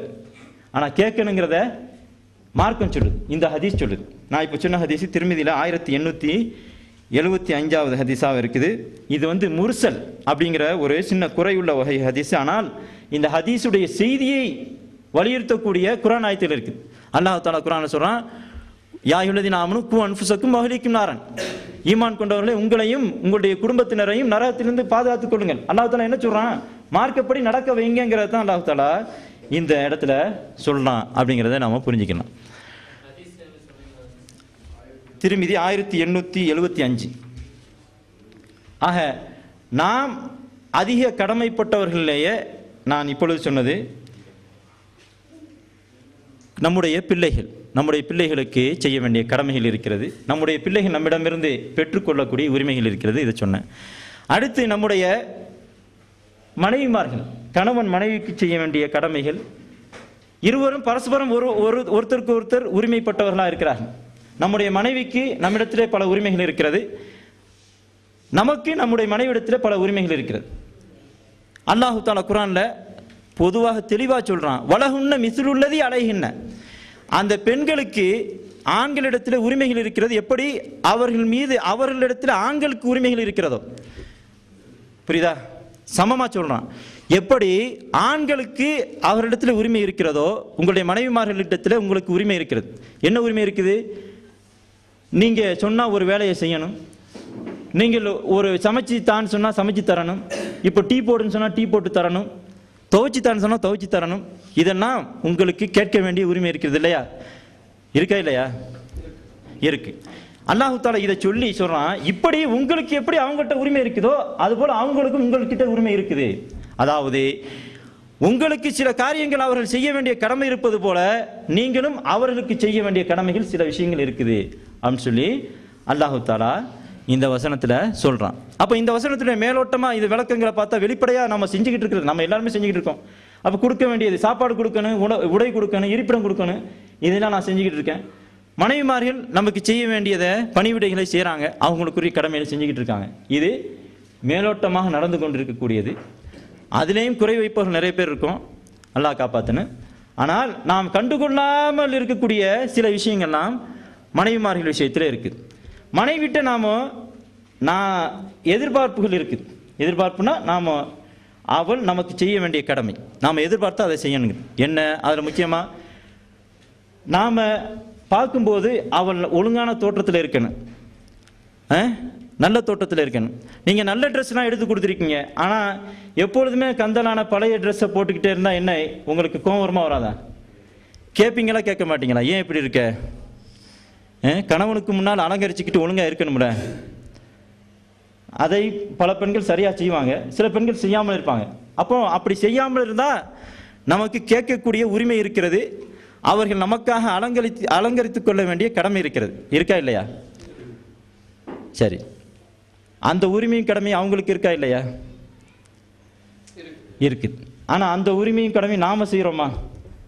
இப்போ நான் என்னுடைய மனைவி எனக்கு அழகாக தோன்ற வேண்டும், அதாவது உடல்ல அழகு இருக்கோ இல்லையோ, முகத்தில் முறையாக தோன்றணுமா இல்லையா? ஒழுங்கான ட்ரெஸ் பண்ணி நீங்கள் வேலை முடிச்சுட்டு போகும்போது, நீங்கள் சந்தோஷமாக இருப்பதற்காக போகும்போது என்ன ஒழுங்கான ஆடையோடு, ஒழுங்கான அதாவது வீட்டு வேலையை பார்த்து வேற வாடையோடுலாம் இருக்கக்கூடாது. இது எதிர்பார்க்குதல் நியாயம் இருக்குது. இந்த எதிர்பார்ப்பு அவங்க அந்த எதிர்பார்ப்பை கொள்ளலாமா கொள்ளக்கூடாதா? கொள்ளலாம். அவங்களுக்கு உரிமை இருக்குது. நீ ஒழுங்கான தோற்றத்தில் இருக்கணும், எனக்கு முன்னாடி நீ சந்தோஷமாக இருக்க வரும்போது எப்படி இருக்கணும்? நல்ல உடையோடும் நல்ல நறுமணத்தோடும் நல்ல தோற்றத்தோடும் வரணும் அப்படிங்கிற எதிர்பார்ப்பு இருக்கு. நாம எதிர்பார்த்தா அவங்கள்ட்ட இருக்கா இல்லையா? அப்போ இந்த அவருடைய உரிமையை நாம நிறைவேற்றுறோமா இல்லையா? இப்னு அப்பாஸ் ரலியல்லாஹு அன்ஹு சொல்றாங்க, இந்த ஆயத்திற்கு விளக்கமாக எது இப்போ நான் சொல்லி காட்டின ஆயத்து என்னன்னா, அதாவது ஆண்களுக்கு பெண்களிடத்தில் எப்படி உரிமைகள் இருக்கிறதோ அதுபோல பெண்களுக்கும் ஆண்களிடத்தில் உரிமை இருக்கிறது. அதாவது அதன் இன்னொரு கருத்து என்னன்னா, பெண்கள் உங்களுக்கு செய்ய வேண்டிய கடமை இருப்பது போல நீங்கள் பெண்களுக்கு செய்ய வேண்டிய கடமை இருக்கிறது அப்படின்னு சொல்றான் அல்லாஹ் தஆலா. அது 2வது சூராவுல 228வது ஆயத்தா இருக்குது. இந்த ஆயத்தை சொல்லிட்டு இப்னு அப்பாஸ் ரலியல்லாஹு அன்ஹு சொல்றாங்க, இன்னில உஹிப்பு அன் தஸய்யன லில் மரத்தி கமா உஹிப்பு அன் தஸய்யன லியல் மரஅத்து லி அன்னல்லாஹ யகூல் வலஹுன்ன மிஸ்லுல் லதி அலைஹின்ன. இப்னு அப்பாஸ் ரலியல்லாஹு அன்ஹு சொல்றாங்க, நான் என்னுடைய மனைவி எப்படி எனக்காக அலங்கரித்துக் கொள்ள வேண்டும் என்று விரும்புகிறோனோ அதுபோல் நானும் என்னுடைய மனைவிக்காக அவளுக்கு முன்னால் அலங்கரித்துக் கொள்ள வேண்டும் என்று நான் விரும்புகிறேன். ஏனென்றால் அல்லாஹு தஆலா சொல்கிறான், வலஹுன்ன மிஸ்லுல் லதி அலைஹின்ன. இந்த ஆயத் அவர்கள் ஆண்களுக்காக செய்ய வேண்டிய கடமை இருப்பது போல ஆண்களும் அவர்களுக்கு செய்ய வேண்டிய கடமைகள் இருக்குதுன்னு சொல்லிட்டு அல்லாஹு தஆலா இந்த வசனத்தில் சொல்றான். இதனுடைய விளக்கத்தில் இப்படியும் நான் புரிகிறேன் அப்படின்னு சொல்லிட்டு யார் சொன்னா? இப்னு அப்பாஸ் ரலியல்லாஹு அன்ஹு சொன்னாங்க. அப்போ இதை எந்த அளவுக்கு நாம கவனிக்கிறோம், இந்த மாதிரி விஷயத்துல எந்த அளவுக்கு நாம் கவனம் செலுத்துறோங்கிறத புரியணும். சந்தோஷமாக இருப்பதற்கு நாம் விரும்பினால் அந்த விரும்பிய நேரத்தை பயன்படுத்த வேண்டும் என்று ஒரு பிடிவாதம் பிடிப்பது அல்லது நம்முடைய விருப்பத்தை நிறைவேற்றுறதுலேயே கவனமாக இருக்கிறது, அவருடைய மனோபாவம் என்ன, சூழ்நிலை என்ன அப்படிங்கிறதுல கவனம் செலுத்தாமல் இருப்பதெல்லாம் என்னது? இந்த ஆயத்துக்கு விரோதமானது. எப்படி உங்களுக்கு உரிமை இருக்கிறதோ அவர்களுக்கும் சில சமயங்களில் உங்களுக்கு தட்டிக்கழிக்க எப்படி உரிமை இருக்கிறதோ, சந்தோஷமாக இருப்பதை தட்டிக்கழிக்க உரிமை இருக்கிறது என்றால் அவர்களுக்கும் அந்த மாதிரியான உரிமை இருக்கிறது. அப்போ அந்த மாதிரி உரிமையை நீங்கள் கொடுப்பீர்களா? அப்படிப்பட்ட சூழ்நிலை இருக்கிறார்களாங்கிறத யோசிச்சு பார்ப்பீங்களா? அப்படி பார்க்காவிட்டால் என்ன அர்த்தம்? நாம் செய்ய வேண்டிய கடமையை, அதாவது நம்மிடத்தில் அடுத்தவருக்கு இருக்கக்கூடிய உரிமையை நாம் வீணடிக்கிறோம் அப்படின்னு அர்த்தம். அது மாதிரி மனைவிமார்கள் நமக்குள்ள உரிமை, நம்ம எது சொன்னாலும் வழிபடணும், கேட்டு நடக்கணும் அப்படிங்கிறது இருக்குது. ஹதீஸ்களில் நாம் பிரபலமான ஹதீஸ்கள்லாம் கேள்விப்பட்டிருக்கோம். ஒருவரை இன்னொருவருக்கு சுஜூது செய்யணும்னு நான் கட்டளையிடுவதென்றால் யாருக்கு சுஜூது செய்யணும் கட்டளையிட்டிருப்பேன்னு சொன்னாங்க ரசூல் ஸல்லல்லாஹு அலைஹி வஸல்லம். அதை சொல்லிட்டு ரசூல் ஸல்லல்லாஹு அலைஹி வஸல்லம் சொன்னாங்க, அதாவது மனைவிமார்களை கணவன்மார்களுக்கு சஜிதா செய்ய வேண்டும் என்று நான் கட்டளையிட்டிருப்பேன் அப்படின்னு சொல்லிட்டு ரசூல் ஸல்லல்லாஹு அலைஹி வஸல்லம் சொன்னாங்க. லிமா ஜஅலல்லாஹு லஹும் அலைஹின்ன மினல் ஹக்கி, அல்லாஹு தஆலா அந்த அளவிற்கு கணவன்மார்களுக்கு அவரிடத்திலே உரிமையை கொடுத்திருக்கிறான் என்கிற காரணத்தினால் அப்படின்னு சொல்றாங்க. அந்த அளவிற்கு உரிமை இருக்கிறது. என்னுடைய மனைவி எனக்கு நான் சொல்வதையெல்லாம் செய்ய வேண்டும் என்று எதிர்பார்க்கிற அளவிற்கு உரிமை இருக்கிறது. சஜிதா மாதிரி அவ்வளோ பெரிய வணக்கத்துக்குரிய காரியெல்லாம் எதிர்பார்க்க முடியாது. மற்றபடி அதை விட கீழே உள்ள எல்லா கட்டுப்பட்டு நடக்கிறதையும் எதிர்பார்க்கிற உரிமை இருக்கிறதுன்னு சொல்லிட்டு ரசூல் ஸல்லல்லாஹு அலைஹி வஸல்லம் அவங்க சொன்னாங்க. ஆக கணவன் மனைவிக்கு மத்தியில் உள்ள உரிமைகளையும் கடமைகளையும் பேண வேண்டும். அது மாதிரி சொந்தக்காரர்கள் உறவினர்களுக்கென்று தனி அவர்கள் நம்மிடத்தில் இப்போ உரிமை எடுத்துக்கொள்ளக்கூடிய உரிமை இருக்கிறது.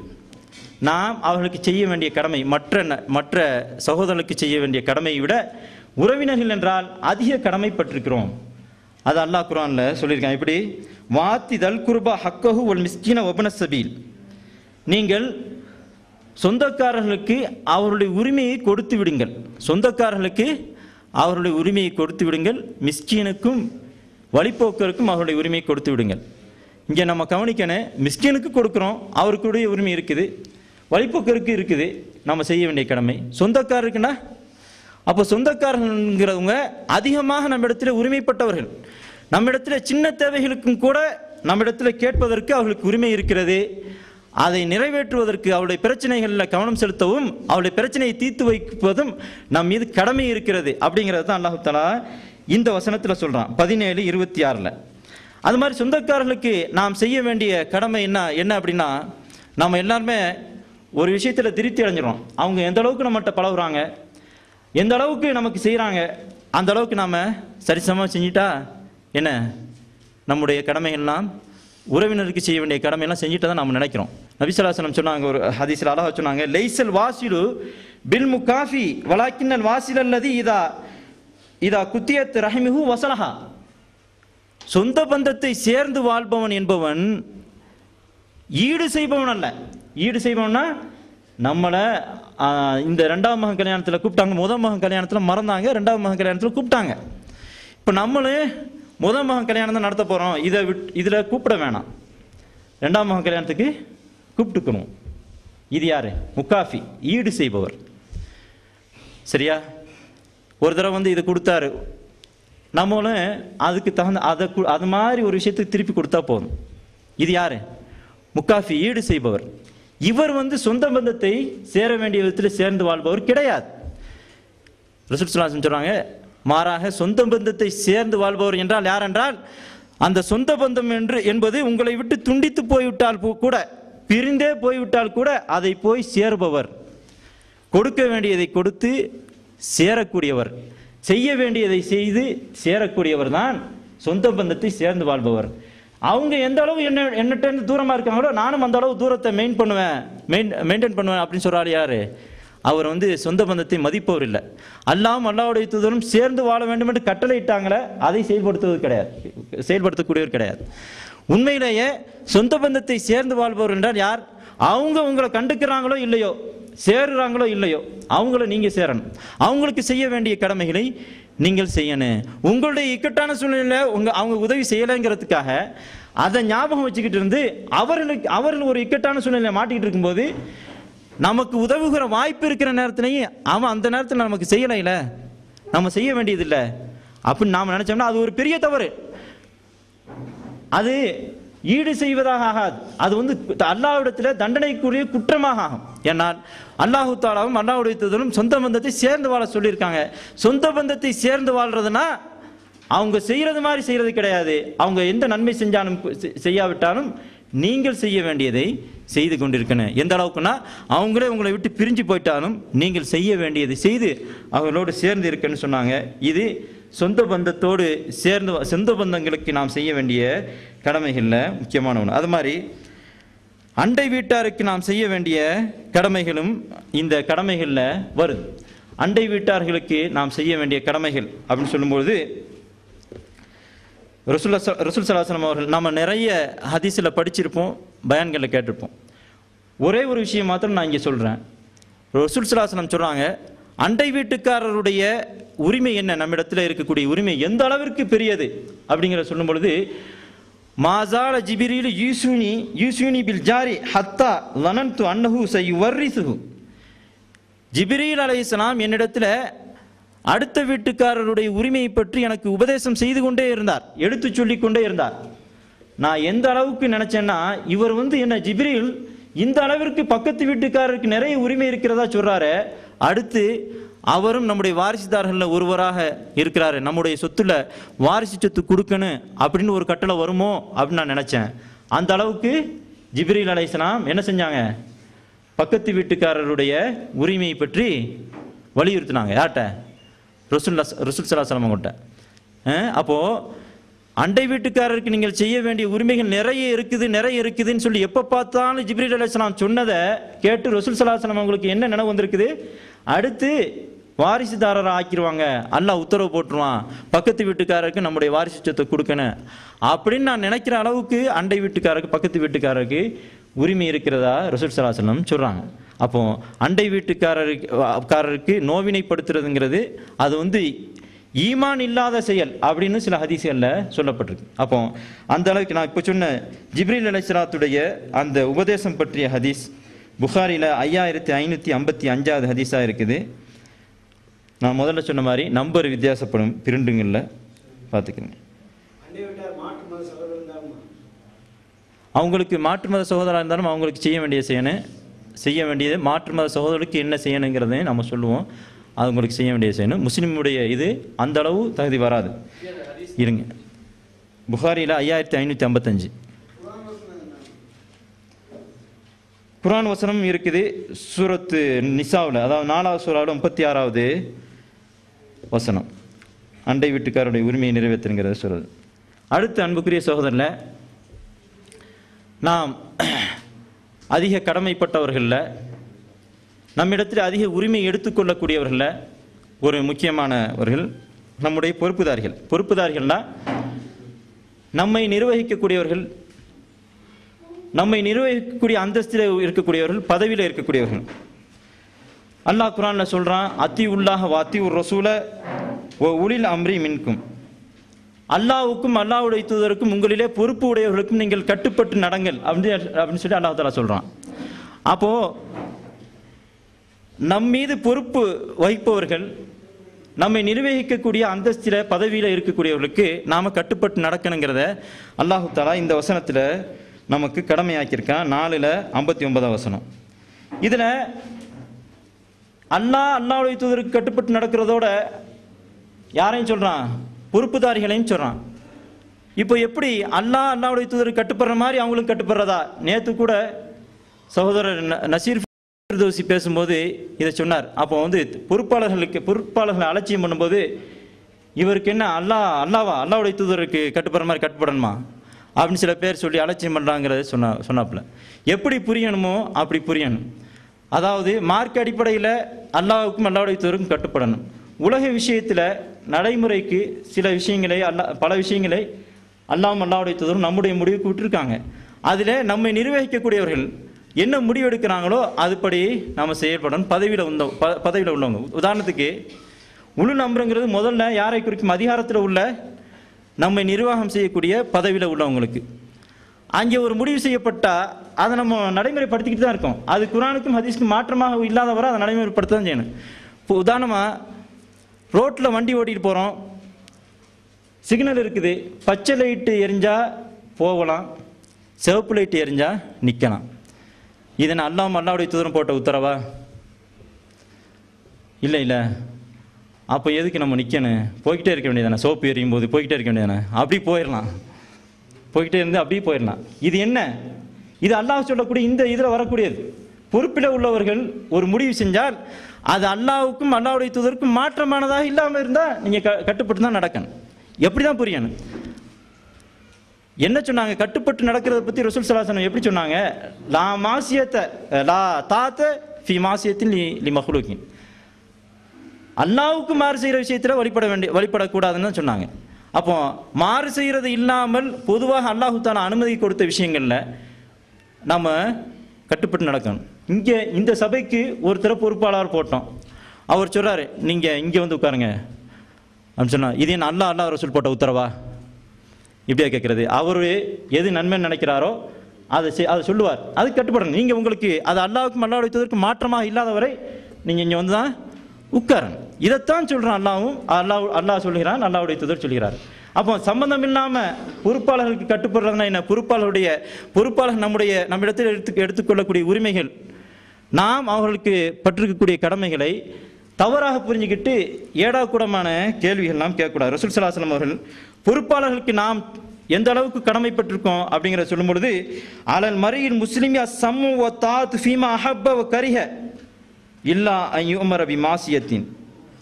ஒரு முஸ்லிமான மனிதன் மீது தன்னுடைய பொறுப்பாளருக்கு கட்டுப்பட்டு அப்படி மாறு செய்கிற விஷயத்தை கட்டளையிடப்பட்டால் மட்டுமே அப்பொழுது வழிபட வேண்டியதில்லை அப்படின்னு சொல்லி ரசூல் ஸல்லல்லாஹு அலைஹி வஸல்லம் சொன்னாங்க. ஆக நம்மை நிர்வகிக்கக்கூடியவர்களுக்கு அந்த அளவுக்கு உரிமை இருக்கிறது. நாம் வெறுக்கக்கூடிய ஒரு செய்தியை கூட அது பாவமாக இல்லாதவரை நம்மிடத்தில் அதை சொல்லி அந்த வேலையை வாங்குவதற்கு என்ன இருக்குது? உரிமை இருக்கிறது. அதை செய்து நாம் வழிபட வேண்டிய கடமை நம் மீது இருக்கிறது. இதை புரிஞ்சுக்கணும். இதை இன்னொரு ஹதீஸ்ல ரசூல் ஸல்லல்லாஹு அலைஹி வஸல்லம் சொல்றாங்க, அவங்களுக்கு நம்மிடத்தில் உள்ள உரிமையை சொல்கிறோன்னா, நம்மிடத்தில் நம்ம வந்து அவங்களுக்கு எப்போதுமே நன்மை விரும்பக்கூடியவர்களாக நம்ம அவங்களுக்கு துவா செய்யக்கூடியவர்களாக இருக்கணுங்கிறதையும் ரசூல் ஸல்லல்லாஹு அலைஹி வஸல்லம் அவங்க சொல்லியிருக்காங்க. அத்தீன் ஒன் நசீஹா அப்படின்னாங்க. தீன் என்றாலே நசீஹத், நலம் நாடுவதுன்னு சொன்னாங்க. அது யாருக்கு நலம் நாடுவது? சஹாபாக்கள் கேட்கும்போது அல்லாஹ்வுக்கு அல்லாஹ்வுடைய தூதருக்கு அல்லாஹ்வுடைய வேதத்துக்கு இதை சொல்லிட்டு சொன்னாங்க ரசூல் ஸல்லல்லாஹு அலைஹி வஸல்லம். ஐம்மத்தில் முஸ்லிமீன வாம்மத்திஹிம், முஸ்லிம்களில் பொறுப்பாளர்களுக்கும் முஸ்லிம் பொதுமக்களுக்கும் சொன்னாங்க. அப்போ முஸ்லிம் பொறுப்பாளர்கள் முஸ்லிம்கள் மீது பொறுப்பு வகிக்கக்கூடியவர்களுக்கு நன்மையை விரும்பணும். அப்போ நன்மையை விரும்புறதுனா என்ன? அவங்க செய்யக்கூடிய தவறை மறைமுகமாக அவர்கள்ட்ட சுட்டி காட்டணும், ஆலோசனை சொல்லணும்.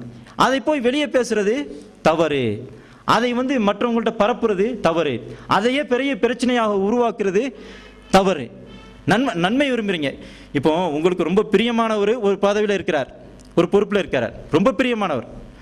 அப்படிங்கும்போது அவர் தப்பு பண்ணும்போது நீங்கள் என்ன செய்வீங்க? அதை போய் எல்லாட்டையும் சொல்லி அவர் அதெல்லாம் தூக்கணும் அப்படின்னு விரும்புவீங்களா, அல்லது அவரை திருத்தன்னு விரும்புவீங்களா? அவர்கிட்ட சொல்லி எப்படி இந்த விஷயம் வெளியே வரக்கூடாதுன்னு விரும்புவீங்களா? திருத்தன்னு வெளியே வரக்கூடாதுன்னு தானே விரும்புவோம். அதுதான் எல்லாருக்கும். அவர் எவ்வளோ பெரிய நமக்கு தூரமாக இருந்தாலும் சரி சரி, அவர் இப்போ எவ்வளோ பெரிய பொறுப்பில் இருந்தாலும் சரி, அப்படித்தான் நீங்கள் நினைக்கணும். அதைத்தான் அத்தீன் ஒரு நசிஹா அப்படிங்கிற வார்த்தை மூலமாக சொன்னாங்க. ஆனால் இன்னைக்கு அந்த கடமையை நம் மீது பொறுப்பில் இருக்கக்கூடியவர்களுக்கு நாம் இப்படி செய்ய வேண்டிய கடமை இருக்குது, இப்படி செய்கிறோமா அப்படிங்கிறத நம்ம யோசிச்சு பார்க்கணும். வெளியே பரப்புறது, தவறுகளை மற்றவங்கள்ட்ட எடுத்து சொல்கிறது, அதையே பெரிய பிரச்சனையாக்குறது, இதெல்லாம் இருக்குது. அது மாதிரி பொறுப்பிலே உள்ளவர்களுக்கு தங்களுடைய பொறுப்புக்கு கீழே இருக்கக்கூடிய மக்களுக்கு செய்ய வேண்டிய கடமை இருக்குது, அதையும் அவர்கள் செய்யணும். நமக்கு நம் மீது பொறுப்பில் இருப்பவர்கள் செய்யக்கூடிய அவரிடத்தில் நாம் வாங்கக்கூடிய உரிமை இருக்கிறது. அது என்ன அப்படின்னா, ரசூல் ஸல்லல்லாஹு அலைஹி வஸல்லம் சொன்னாங்க, ஒரு மனிதனிடத்தில் அல்லாஹ் தஆலா ஒரு பொறுப்பை கொடுத்து அந்த பொறுப்பை அவர் வீணடித்தவராக மரணித்தால், மரணிக்கக்கூடிய நாளில் வீணடிக்கக்கூடியவராக மரணித்தால் அல்லாஹ் தஆலா அவருக்கு சொர்க்கத்தை ஹராமாக்கி விடுகிறான் அப்படின்னு சொல்லி நபி ஸல்லல்லாஹு அலைஹி வஸல்லம் சொன்னாங்க. அப்போ இது சஹீஹ் முஸ்லிமில் 203வது ஹதீஸாக இருக்குது. அப்போ அவர்கள் செய்ய வேண்டிய கடமை, தங்களுக்கு கீழே உள்ள மக்களுக்கு செய்ய வேண்டிய கடமை என்னென்றா, என்னென்ன ஒன்றா நமக்கு செய்யணுண்டு அவங்க பொறுப்பெடுத்து கொண்டார்களோ அதில் அவர்கள் அக்கறையாக செயல்பட வேண்டும். அதில் அவர்கள் குறைவு செய்தால் அல்லாஹ் என்ன செய்வான்? சொர்க்கத்தை அல்லாஹ் தஆலா அவர்கள் மீது ஹராமாக்கி விட்டான். மனிதன்கிற அடிப்படையில் பலவீனத்தினால சில அவர்கள் செய்ய வேண்டிய காரியத்தை செய்யாமல் இருந்திருக்கலாம். ஆனால் தெரிந்தே செய்யாமல் இருந்தால், தங்களுடைய பொறுப்பை வீணடிச்சா என்னதான் முடிவு? என்ன முடிவு? சொர்க்கத்தை அல்லாஹ் தஆலா ஹராமாக்கிறான். சஹீஹ் முஸ்லிமில் 203வது ஹதீஸாக இருக்குது. அடுத்த சகோதரர்களே, நான் முஸ்லீம் சகோதரர்களுக்கு, நம்மை சார்ந்துள்ள முஸ்லீம் சகோதரர்களுக்கு செய்ய வேண்டிய கடமையும் இருக்கிறது. அவர்களுக்கு அவன் ஒரு முஸ்லீம் சமுதாயத்தில் ஒரு உறுப்பினர் அப்படிங்கிற ஒரு நிலையை அடைஞ்சதுனால நம்மிடத்தில் உரிமைப்பட்டவனாக இருக்கிறான். நான் உங்களுக்கு, நீங்கள் எங்களுக்கு, ஒவ்வொருத்தரும் உங்களில் ஒருத்தர் இன்னொருத்தருக்கு செய்ய வேண்டிய கடமை இருக்கிறது. அவர் நீங்கள் இவற்றை எதிர்பார்க்கக்கூடிய உரிமை இருக்கிறது. இந்த உரிமைகள் கடமைகள் என்ன அப்படிங்கிறத அப்படி நம்ம எடுத்தோம்னா நிறைய ஹதீஸ்களில் நிறைய விஷயங்கள் எடுக்கலாம். ஒரு சுருக்கமாக முக்கியமான விஷயங்கள் எல்லாம் சுட்டிக்காட்டக்கூடிய ஹதீஸ்கள் இருக்குது. அதை மாத்திரம் நான் உங்களுக்கு சொல்கிறேன். ரசூல் ஸல்லல்லாஹு அலைஹி வஸல்லம் சொல்கிறாங்க, அல் முஸ்லிமு அகுல் முஸ்லிமி, ஒரு முஸ்லீம் இன்னொரு முஸ்லீமுக்கு சகோதரன். ஒரு முஸ்லீம் இன்னொரு முஸ்லீமுக்கு சகோதரன். அப்போ சகோதரன்கிற வார்த்தையை பயன்படுத்துகிறாங்க, நண்பன் சொல்லிட்டு போயிருக்கலாமே. ஏன்னா சகோதரன் தான் நெருக்கமான உறவுங்கிறனால, எப்படி இரத்த பந்தத்தின் மூலமாக சகோதரனாக இருந்தால் நெருக்கமாக இருக்கணுமோ, ஒருத்தர் தன்னுடைய பிறருடைய தேவையை நிறைவேற்றி வைக்கணுமோ, கஷ்ட நஷ்டங்களை பங்கெடுக்கணுமோ கூட பிறந்தவங்க, அதே மாதிரி அந்த முஸ்லீம் யாராக இருந்தாலும் அவருக்கு ஒரு கஷ்டம் என்றால் நான் வருத்தப்படணும். அந்த கஷ்டத்திலேருந்து அவரை விடுவிக்கிறதுக்கான வழி என்னன்னு நான் யோசிக்கணும், அதுக்கான முயற்சி எடுக்கணும். அதுதான் முஸ்லீம் இன்னொரு முஸ்லீமுக்கு சகோதரன் அப்படிங்கிற வார்த்தை மூலமாக சொல்கிறாங்க. லா எதுலிமுகு, அவனுக்கு அநீதம் செய்யக்கூடாது, அநியாயம் செய்யக்கூடாது. இது ஒன்று. வலா யுஸ்லிமுகு, அவன் ஒரு கஷ்டத்தில் சிக்கியிருந்தால் அவனை அப்படியே கைவிட்டு போகக்கூடாது. இது 2. 3வது, ஒமன் கான ஃபி ஹாஜத்தி அஹிஹி கானல்லாஹு ஃபி ஹாஜத்திஹி, யார் ஒருவன் தன்னுடைய சகோதரனுடைய தேவையை நிறைவேற்றுகிற முயற்சியில் ஈடுபட்டிருக்கிறானோ அவனுடைய தேவையை அல்லாஹ் நிறைவேற்றி வைப்பான். இது 3வது. 4வது, ஒமன் ஃபர்ரஜ அன் முஸ்லிமின் குர்பத்தன் ஃபர்ரஜல்லாஹு அன்ஹு குர்பத்தன் மின் குர்பாத் யௌமில் கியாமத்தி, யார் ஒரு முஸ்லீம் சகோதரன் ஒரு இக்கட்டிலே மாட்டி இருக்கும் பொழுது அந்த இக்கட்டிலிருந்து விடுவிப்பதற்காக ஒரு முயற்சிக்கிறானோ அதற்கு பகரமாக அல்லாஹு தஆலா இப்படி முயற்சித்தவனுடைய மறுமை நாளில் ஏற்படக்கூடிய இக்கட்டிலிருந்து அல்லாஹு தஆலா இவனுக்கு விடுதலையை ஏற்படுத்தி தருவான். இது 1. 4வது. 5வது, ஒமன் சத்தர முஸ்லிமன் சத்தரஹுல்லாஹு யௌமல் கியாமத்தி, ஒரு முஸ்லிமுடைய குற்றம் குறையை யார் மறைக்கிறானோ அவனுடைய குற்றம் குறைகளை அல்லாஹு தஆலா மறுமை நாளில் மறைப்பான். இதுவெல்லாம் ஒரு முஸ்லீமுக்கு நாம் செய்ய வேண்டிய கடமைகள். இந்த விதத்தில் நாம் நடந்து கொள்ளணும். இதையெல்லாம் இன்னொரு முஸ்லீம் சகோதரன் நம்மிடமிருந்து எதிர்பார்க்கலாம். என்ன, அவன் இக்கட்டில் மாட்டிருக்கான், அப்போ நாம் பார்த்துட்டு போகக்கூடாது. அதுலேருந்து விடுவிக்க என்ன வழி, அதை முயற்சிக்கணும். அதற்கான முயற்சியில் ஈடுபடணும். ஒரு தப்பு பண்ணிட்டான், அது நமக்கு மாத்திரம் தெரியும்னா அவன்கிட்ட எடுத்து சொல்லிட்டு அதை மறைக்க வேண்டியதான். அதை பரப்பி அவனை கேவலப்படுத்தணும்னு நினைக்கக்கூடாது. இது இஸ்லாமிய சகோதரத்தினுடைய கடமை. நீங்கள் அவனுக்கு செய்ய வேண்டிய கடமை. அவனுடைய தப்பு உங்களுக்கு மாத்திரம் தெரியுதுன்னா வெளிப்படுத்த வேண்டிய தேவை இல்லைங்கிற அடிப்படையில் அவனுக்கு தண்டனை வாங்கி கொடுக்க முடியாது. இஸ்லாமிய அடிப்படையில் தண்டனை வாங்கி கொடுக்க முடியாது. தண்டனை வாங்கி கொடுக்க முடியும்னா கூட சரியான சாட்சி, சில குற்றங்களுக்கு சரியான சாட்சி இல்லாமல் தண்டனை வாங்கி கொடுக்க முடியாது. அப்படிங்கும்போது மறைக்கணும். அதை வந்து எந்த அளவுக்கு வெளிப்படுத்தி கேவலப்படுத்த முடியுமோ அந்த மாதிரி கேவலப்படுத்துறதுலாம் கூடாதுங்கிறத ரசூலுல்லாஹி ஸல்லல்லாஹு அலைஹி வஸல்லம் அவர்கள் சொல்கிறாங்க. இன்னொரு ஹதீஸில் எந்த அளவிற்கு ஒரு முஸ்லீம் இன்னொரு முஸ்லீமுக்கு உதவ கடமைப்பட்டிருக்கிறான் அப்படிங்கிறத சொல்லும்போது உன்சுர் அஹாக்க லாலிமன் ஓ முதலுமன், உன்னுடைய சகோதரன். நான் முதல்ல சொன்ன ஹதீஸ் சஹீஹ் முஸ்லிமில் 2262 ஹதீஸாக இருக்குது. 2262 ஹதீஸ். இப்போ சொல்கிற ஹதீஸு என்னன்னா, உன்சுர் அஹாக்க லாலிமன் ஓ முதலுமன், உன்னுடைய சகோதரன் அநியாயம் செய்பவனாக இருந்தாலும் உதவி செய், அநியாயம் செய்யப்பட்டவனாக இருந்தாலும் உதவி செய்யும் ரசூலுல்லாஹி ஸல்லல்லாஹு அலைஹி வஸல்லம் சொன்னாங்க. இப்போ சஹாபாக்கள் கேட்குறாங்க, அநியாயம் செய்யப்பட்டவன் என்றால் உதவி செய்யலாம், நியாயம் இருக்குது, அநியாயம் செய்யக்கூடியவனுக்கு நான் எப்படி உதவி செய்ய முடியும் அப்படி கேட்குறாங்க. கேட்கும்போது சொல்கிறாங்க ரசூல் ஸல்லல்லாஹு அலைஹி வஸல்லம் அவங்க, அநியாயம் செய்கிறான்ல அவனுடைய அநியாயத்திலேருந்து அவனை எடுத்து சொல்லி அதுலேருந்து அவனை திருத்து, இதுதான் அவனுக்கு செய்யக்கூடிய உதவி அப்படின்ட்டு நபி ஸல்லல்லாஹு அலைஹி வஸல்லம் சொன்னாங்க. புகாரில் 6438, திருமிதியில் 2181 ஹதீஸாக இருக்குது. இஸ்லாமிய சகோதரத்துவத்தினுடைய கடமைகள்ங்கிறது ரொம்ப முக்கியமான சகோதரர்கள். நாம் இஸ்லாமிய சகோதரர்களாக பழகுகிறோம். இஸ்லாமிய சகோதரத்துவத்தினுடைய கடமைகள் உரிமைகள் வந்து ரொம்ப நிறைய இருக்குதுங்கிறத தெரிஞ்சிருக்கிறோம். ஆனால் நம்மக்கிட்ட அதை குலைக்கக்கூடிய காரியங்கள் நிறைய இருக்குது. நாம் செய்ய வேண்டிய கடமைகளை புறக்கணிக்கிற பழக்கம் நிறைய இருக்குது. ஒருத்தருடைய கஷ்டத்தை, ஒருத்தனுக்கு பிரச்சனையில் மாட்டிக்கிட்டான், அதுலேருந்து எந்த அளவுக்கு நாம் தப்பிக்க முடியும் அப்படிங்கிறது தான் நாம் பார்க்குறோம். ஒருத்தன் நியாயமான காரணத்தினாலேயோ அல்லது நியாயம் இல்லாத காரணத்தினாலேயோ போலீஸில் மாட்டுறான், அதை கண்டுக்கிறாமல் போகிறது அப்படிங்கிற ஒரு பழக்கம் பல பேர்ட்ட இருக்குது. அவனை அதுலேருந்து விடுவிக்க முடியும்னா அந்த முயற்சி நாம் எடுக்கணுமா இல்லையா? ரசூல் ஸல்லல்லாஹு அலைஹி வஸல்லம் சொல்கிறாங்க, வலா யுஸ்லிமு, அவன் சிக்கல்லே மாட்டிருக்கும் போது அப்படியே விட்டு போகக்கூடாது, கைவிட்டு போகக்கூடாதுன்னு சொல்கிறாங்க. அப்போ கைவிட்டு போவர்கள் நம்மள நிறைய இருக்கிறார்கள். அடுத்தவருடைய குறையை பகிரங்கப்படுத்தி கேவலப்படுத்தணும்னு நினைக்கிறவங்க இருக்காங்க. ஒரு இயக்கத்தில் இருக்கக்கூடியவர்கள் கூட, ஒரு இயக்கத்தில் ஒரு முஸ்லீம் சமுதாயத்தில் ஒரு உறுப்பினர் எவனோ ஒருத்தனாக இருந்தால் கூட, முஸ்லீம்னு சொன்னால் அவன் நமக்கு கண்ணுக்கு தெரியாதவனாக இருந்தால் கூட அவன் ஒரு சகோதரன், அவனுக்கு நான் நன்மையைத்தான் விரும்பணும், அவனை கேவலப்படுத்தக்கூடாது, அவனை இழிவாக பேசக்கூடாது, எல்லாம் ஹதீஸில் உள்ளது. ஆனால் ஒரு லட்சியத்தோடு ஒரு இயக்கத்தில் சேர்ந்துருக்கோம். அப்படி இயக்கத்தில் சேர்ந்து எல்லாருமே உறுப்பினர் சேர்ந்து அல்லாஹ்வுடைய வழியில் உழைக்கிறோன்னு சொல்லிக் கொள்ளக்கூடிய நம்மில பல பேர், நம்மோடு இருக்கக்கூடிய லட்சியமிக்க ஒரு இயக்கத்தில் இருக்கக்கூடிய ஒரு சகோதரனை பற்றி அவன் இப்படி பண்ணுறான், அவனுடைய குறையை பற்றி இன்னொருத்தர்கிட்ட பேசுகிறது, அதை வச்சு அவனுக்கு எப்படி இடைஞ்சல் கொடுக்க முடியும், அவன்கிட்ட இருக்கிற பொறுப்பை எப்படி பறிக்க முடியும், அவனை எப்படி ஓரங்கட்ட முடியும், இந்த மாதிரியான காரியங்களில் ஈடுபடக்கூடியவர்கள் இருக்கிறார்களா இல்லையா? அல்லாஹ் காப்பாற்று. அந்த மாதிரியான பழக்கம் ஒரு குர்ஆன் ஹதீஸ் அடிப்படையில் இருக்கக்கூடிய மக்களுக்கு, அந்த அடிப்படையில் செயல்படக்கூடிய ஒரு இயக்கத்தில் இருக்கவே கூடாது. அப்போ ஒரு அர்த்தமே இல்லாமல் போயிடும். ஒரு எந்த முஸ்லீமுக்கோ நீங்கள் வந்து கடமைப்பட்டிருக்கீங்க, எங்கேயோ நீங்கள் கண்காணாத தேசத்தில் இருக்கக்கூடிய முஸ்லீமுக்கெல்லாம் நீங்கள் துஆ செய்ய வேண்டிய கடமை இருக்குது, நீங்கள் நன்மை செய்ய வேண்டிய கடமை இருக்கும்போது நீங்கள் கண்கண்டு ஒரு லட்சியத்தோடு ஒன்றாக சேர்ந்து உழைக்கக்கூடிய, ஒரு கிளையில் உழைக்கக்கூடிய அல்லது ஒரு மாவட்ட நிர்வாகத்தில் சேர்ந்து உழைக்கக்கூடிய ஒரு சகோதரனுக்கு எதிராக சதி செய்கிறது, அவனுக்கு என்னவெல்லாம் இடைஞ்சல் செய்ய முடியுமோ அதையெல்லாம் செய்கிறது, இதையெல்லாம் என்ன நாம் செய்ய வேண்டிய கடமையை செய்கிறோமா இல்லையா அப்படிங்கிறத நாம் யோசித்து பார்க்கணும். இதுவெல்லாம் நாம் நம்மோடு நெருக்கமாக உள்ளவர்களுக்கு, மனிதர்களுக்கு செய்ய வேண்டிய கடமைகளில் நான் இந்த பட்டியலை என்னால் முடிந்தவரை எடுத்து உங்களுக்கு சுருக்கமாக தந்திருக்கிறேன். கடைசியாக அன்புக்குரிய சகோதரர்களே, முஸ்லீம் அல்லாத நம்முடைய மார்க்கத்தை சேராத சில சகோதரர்களுக்கும் நாம் கடமைப்பட்டிருக்கிறோம், மாற்று மத சகோதரர்களுக்கும்.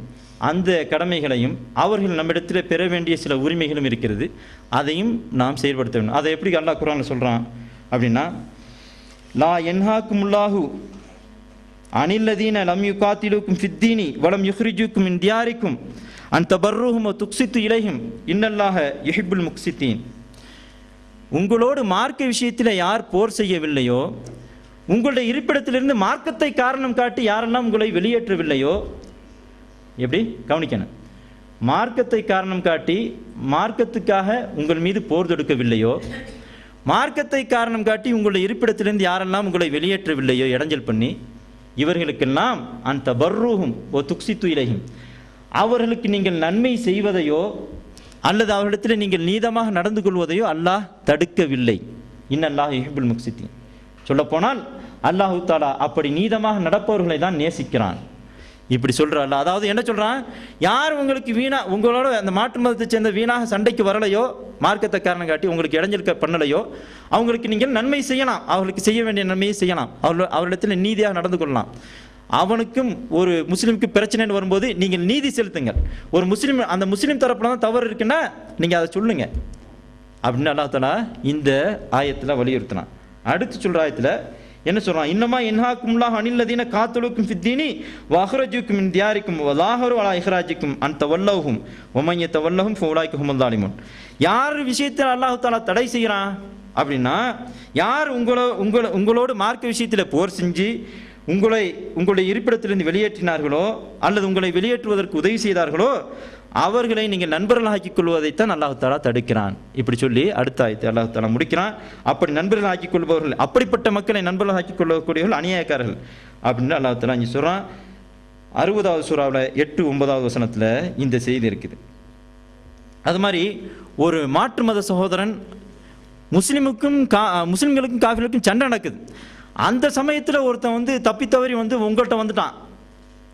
சண்டை நடக்கிற நேரம் போர்க்காலம். அந்த சமயத்தில் ஒருத்தன் நிராயுதபாணியா வந்துட்டான், தவறுதெல்லாம் உங்கள்கிட்ட பாதுகாப்பு கேட்குறான். இப்போ என்ன செய்யணும்? இப்போ போர் நடக்கிற சமயம் தானே, நம்ம வீட்டில் தனியாக வந்துட்டான் ஆயுதம் இல்லாமல், அவனை போட்டு தள்ளுறதா அப்படின்னா மார்க்கம் அதை சொல்லலை.